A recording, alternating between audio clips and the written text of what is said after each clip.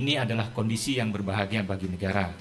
Oleh karena itu, aparatur penegak hukum harus memastikan segala tindakannya dalam melaksanakan kewenangan yang diberikan undang-undang, khususnya dalam upaya paksa, harus berdasarkan hukum dan urgensi yang dapat dipertanggungjawabkan. Menimbang bahwa oleh karena tindakan termohon yang dinyatakan tidak sah hanya terkait penggeledahan, penangkapan, dan penahanan, maka tidak serta-merta seluruh berkas penyidikan menjadi tidak sah. Dengan demikian, permohonan pemohon agar menyatakan berkas penyidikan yang akan atau telah dilimpahkan termohon kepada turut termohon adalah tidak sah dan melawan hukum sudah sepatutnya ditolak.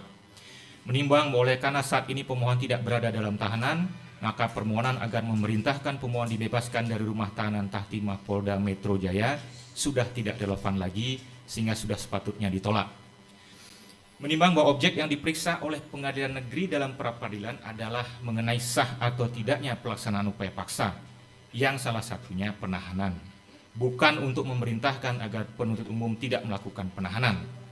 Keputusan turut termohon yang tidak melakukan penahanan terhadap pemohon sepenuhnya adalah kewenangan turut termohon dengan didasari pertimbangan yang telah diuraikan dalam jawabannya. Dengan demikian, permohonan agar pengadilan memerintahkan turut termohon tidak menerbitkan surat perintah penahanan terhadap diri pemohon bukanlah kewenangan pra-peradilan sehingga sudah sepatutnya ditolak. Mengenai permohonan agar pengadilan memulihkan harkat, martabat, dan nama baik pemohon seperti keadaan semula, hakim mempertimbangkan sebagai berikut.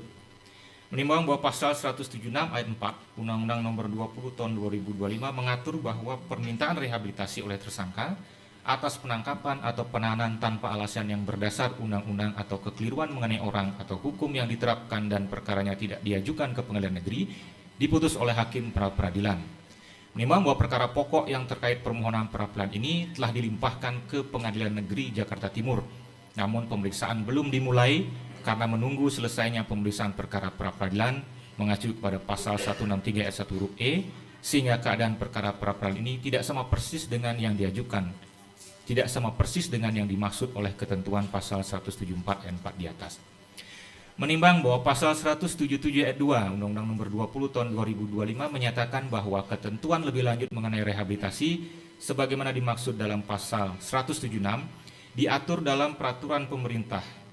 Namun hingga saat ini peraturan pelaksana tersebut belum terbit, sehingga berdasarkan pasal 365 maka peraturan pelaksanaan yang ada akan tetap diterapkan, yang ada akan diterapkan sepanjang tidak bertentangan dengan Undang-Undang Nomor 20 Tahun 2025. Ketentuan peraturan perundang-undangan yang terkait adalah pasal 12 Peraturan Pemerintah Nomor 27 Tahun 1983, sebagaimana yang telah diubah beberapa kali dengan Peraturan Pemerintah Nomor 58 Tahun 2010 dan Peraturan Pemerintah Nomor 92 Tahun 2015 yang berbunyi: Pasal 12, permintaan rehabilitasi sebagaimana dimaksud pasal 97 ayat 3 KUHP diajukan oleh tersangka, keluarga, atau kuasanya kepada pengadilan yang berwenang selambat-lambatnya dalam waktu 14 hari setelah putusan mengenai sah tidaknya penangkapan atau penahanan diberitahukan kepada pemohon.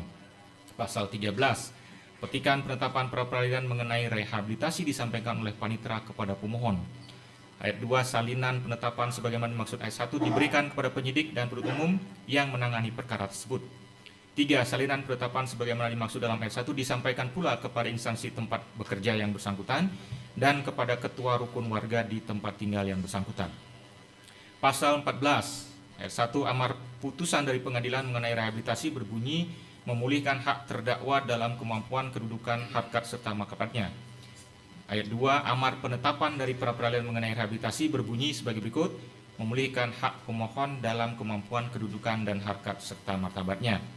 Pasal 15, isi putusan atau penetapan rehabilitasi diumumkan oleh panitera dengan menempatkannya pada papan pengumuman pengadilan.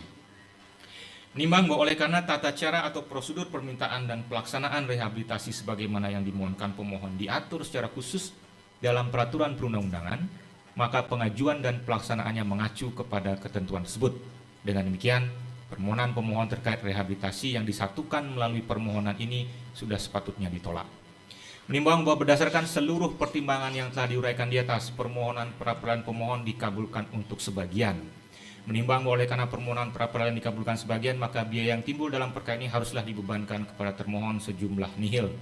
Mengingat pasal 1 angka 17 dan 18, pasal 33, pasal 17, pasal 19, pasal 21, Undang-Undang Nomor 8 Tahun 1981, pasal 176, pasal 177, pasal 361 Undang-Undang Nomor 20 Tahun 2025, dan peraturan perundang-undangan lain yang bersangkutan mengadili: 1. Mengabulkan permohonan pra-peradilan pemohon untuk sebagian. 2. Menyatakan penggeledahan yang dilakukan termohon terhadap pemohon berdasarkan surat perintah penggeledahan rumah dan tempat tertutup lainnya nomor SP dah rumah TAP 373/6 Romawi Res .124/2026 Ditreskrimum Polda Metro Jaya tanggal 18 Juni 2026 adalah tidak sah. 3. Menyatakan penangkapan yang dilakukan oleh termohon terhadap pemohon berdasarkan surat perintah penangkapan nomor SP Kap 7036 Res 1.14/2026 Ditreskrimum Polda Metro Jaya tanggal 19 Juni 2026 adalah tidak sah.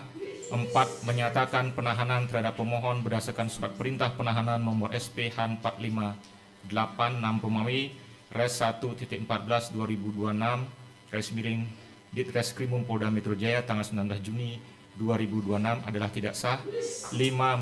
Membebankan kepada pemohon untuk membebankan kepada termohon untuk membayar biaya perkara sejumlah nihil. 6. Menolak permohonan pemohon untuk selebihnya. Demikianlah diputuskan pada hari Selasa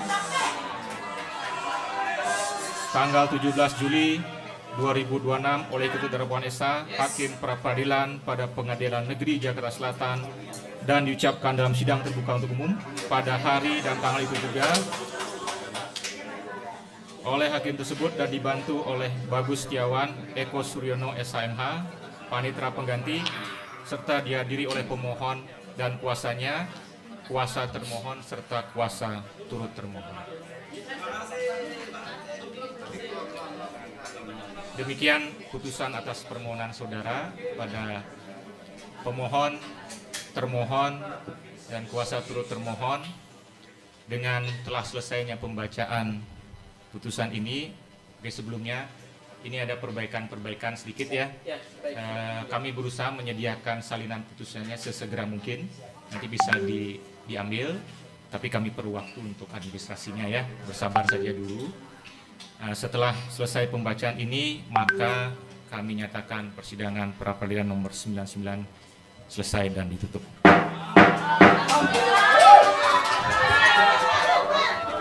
Terima kasih Yang Mulia atas putusannya.